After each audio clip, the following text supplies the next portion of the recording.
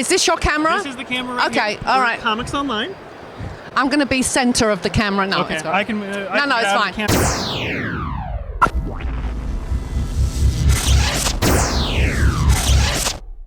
Obviously, you're most notable for your work on Star Trek Next Generation. That's true. But fans will also recognize you from Gargoyles And NCIS. and Stargate SG-1. And Stargate SG-1. And I've just done another show that I can't talk about, which is also...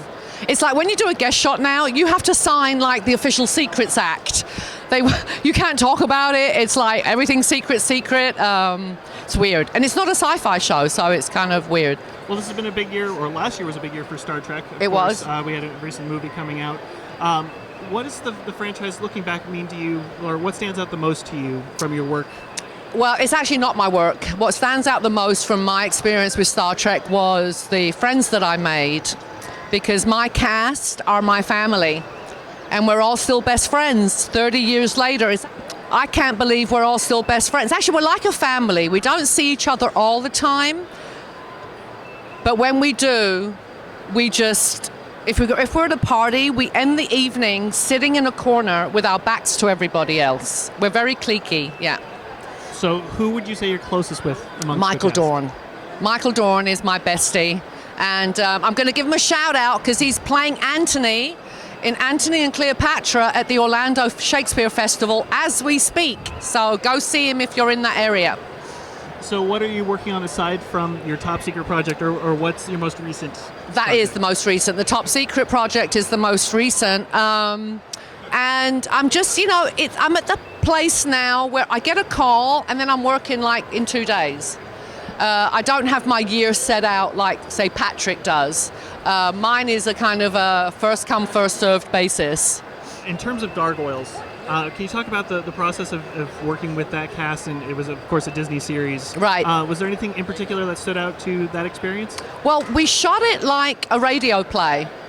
I've done a lot of voiceovers, and you usually go into a studio with one or two other actors, possibly on your own. But when we did Gargoyles, we would do it on a Saturday, and we would try and get as many people as possible who were in the episode, and we'd sit in a semicircle and do it like a play. And that was a lot of fun, because I have to be honest, sitting in a studio on my own doing voice acting is not my favorite thing.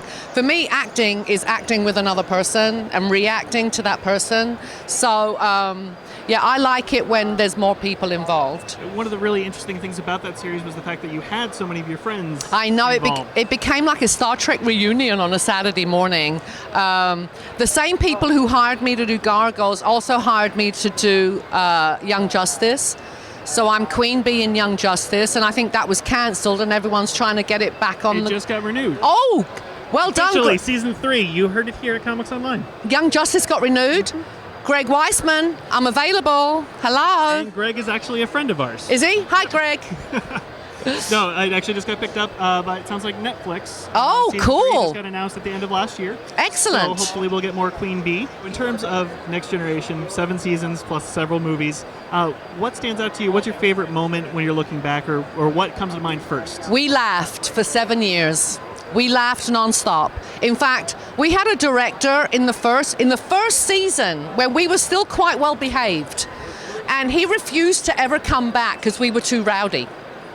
And we got rowdier with every season, and we just laughed. I mean, DS9 and TNG overlapped for a couple of years, and I was friends with Terry Farrell before she ever got the gig.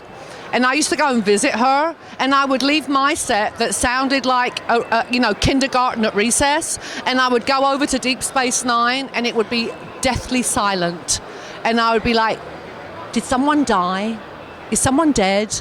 And they'd be, oh, it's Marina, and it would get louder and louder. But yeah, we had, I don't know what happened with our cast. We are the only cast of all the incarnations where all 7 of us got on. There was no ego. There was no, he's the star. It was a real ensemble, even though, Old Baldy, Sir Old Baldy, because he's a knight now, was, officially the star. So you also got to work with the Stargate team. I did. You were part of the Russian. I was a staff, Russian. correct? I was a Russian scientist. Yes. So can you talk about working with that team and Well- the franchise and how it differed? Well, when you've been in TNG, which is pretty much the flagship show of all things sci-fi, when you do another sci-fi show, well, they treated me like I was the visiting Queen of England, which was wonderful.